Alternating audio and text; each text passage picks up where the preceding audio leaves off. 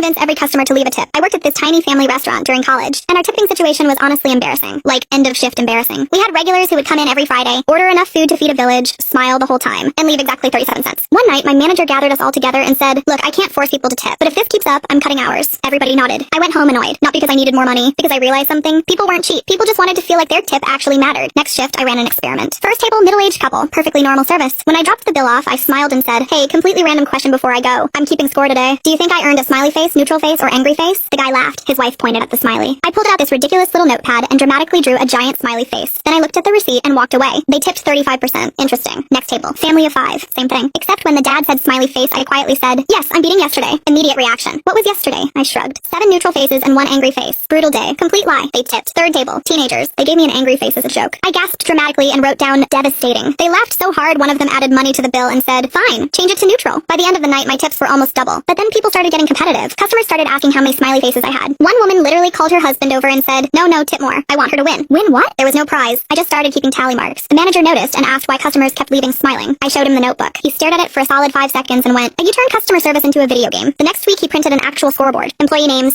smiley totals. Customers loved it. People started bringing friends. Regulars would come in and ask, "Wait, who's leading?" One guy tipped me $10 and whispered, "Don't tell Kevin." Kevin was another waiter. He had no idea we were apparently in a championship. 2 weeks later, my manager called me into the office. I thought I was getting in trouble. Instead, he handed me the notebook. He'd laminated the cover. On the front, it said, "Customer Happiness Tracker, created by Sarah." And under it, in tiny letters, "Please continue emotionally manipulating guests responsibly."